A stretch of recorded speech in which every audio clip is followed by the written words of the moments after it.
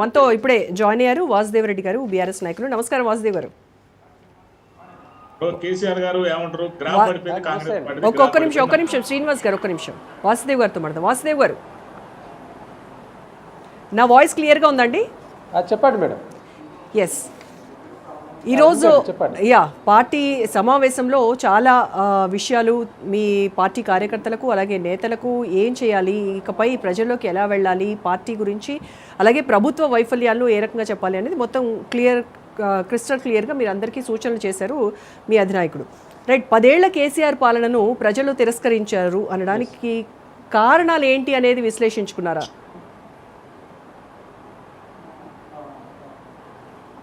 ఇవాళ ప్యానల్లో ఉన్న సోదరులకు అదేవిధంగా మీకు అందరికీ నమస్కారాలండి.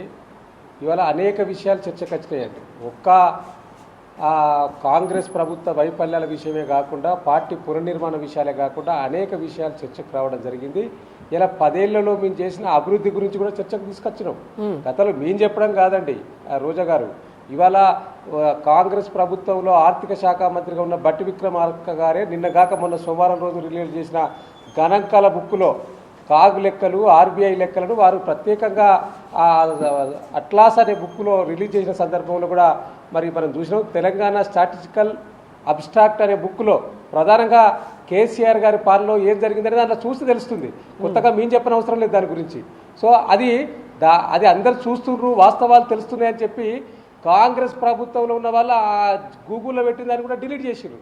కాబట్టి నేను అంత లోతుగా పోను. కానీ ఇవాళ సరే అక్కడ ఉన్న సోదరులు ఏం మాట్లాడారో నాకు తెలియదు. కానీ ఇవాళ కేసీఆర్ గారు వస్తలేడు ఫామ్ హౌజులనే ఉన్నాడు, ఫామ్ హౌజులకు వెళ్ళి బయటకు వస్తలేడని చెప్పిన వాళ్లకు కేసీఆర్ గారు రాగానే లేదా పార్టీ పునర్నిర్మాణ దిశగా వెళ్తుందనగానే ఎందుకో వరకు పుడుతున్నట్టు కనిపిస్తూ ఉన్నది. ఇలా అధికార పక్షం కావచ్చు, ఇంకో పక్షాలు కావచ్చు. ఈ పక్షాలకు ఎందుకో కేసీఆర్ బయటికి రాగానే వాళ్ళంతా బూడిద గుమ్మడికాయ దొంగ ఎవరంటే భుజాలు దుడుచుకున్నట్టు ఎవరికి వారు భుజాలు దుడుచుకుంటా ఉన్నారు. అయ్యో కేసీఆర్ బయటకు వచ్చే మళ్ళీ ఏదో చేస్తూ ఉన్నాడు, పార్టీ పునర్నిర్మాణ దిశగా ముందుకెళ్తా ఉన్నాడు, రేపు మనకి ఇక్కడ నూకలు చెల్లై కావచ్చు తెలంగాణ రాష్ట్రంలో అనే ఒక భయం అయితే ఉన్నట్టు ఆయా పార్టీలో కనిపిస్తూ ఉన్నది. ఎందుకంటే ఇలా సుదీర్ఘంగా దాదాపుగా 2:30కి ప్రారంభమైన మా యొక్క విస్తృత సమావేశం దాదాపు 6 గంటలకు పూర్తయింది. అంటే దాదాపు 4 గంటలు సుదీర్ఘంగా అందరి అభిప్రాయాలు దాదాపుగా 25 మంది పార్టీ ముఖ్యుల అభిప్రాయాలు తీసుకొని అందరినీ జోడించి పార్టీ పునర్నిర్మాణం ఏ విధంగా చేయాలి, at the same time party పునర్నిర్మాణంతో పాటు ఈ 14 నెలల కాలంలో కాంగ్రెస్ వైఫల్యాలను ప్రజల్లోకి లోతుల్లోకి తీసుకెళ్ళడానికి మన కార్యాచరణ తీసుకోవాలని ఒక కార్యక్రమాన్ని కూడా ఇలా మీరు చర్చించడం జరిగింది.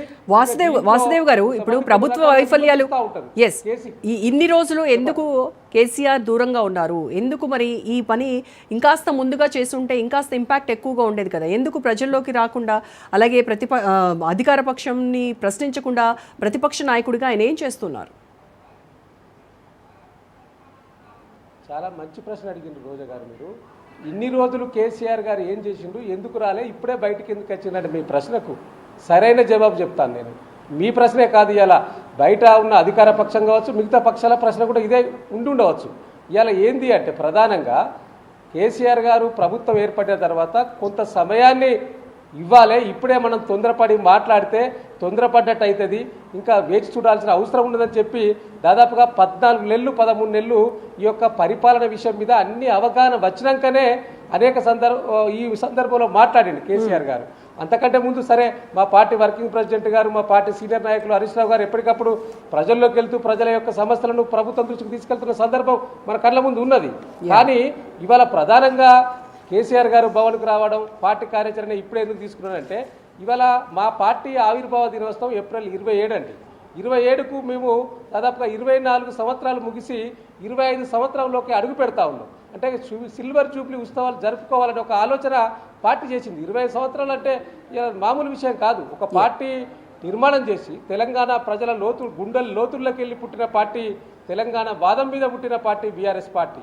కాబట్టి డెఫినెట్గా మళ్ళీ తెలంగాణ ప్రజలకు ఇవాళ మనం అధికారంలో లేకపోవచ్చు, కానీ తెలంగాణ ప్రజల పక్షాన మాట్లాడే అవకాశాన్ని ఇలా ప్రజలు మనకు ప్రతిపక్ష హోదా ఇచ్చిండ్రు కాబట్టి ఆ పాత్ర పోషిస్తూనే మరో పాత్ర పార్టీ పునర్నిర్మాణం తప్పకుండా చేసుకోవాలి. గతంలో అధికారంలో ఉన్నప్పుడు పునర్నిర్మాణ దిశగా ఆలోచన చేయలేకపోయినాం, అప్పుడు ఎక్కువ సమయం ఇవ్వలేకపోయినాం పార్టీకి.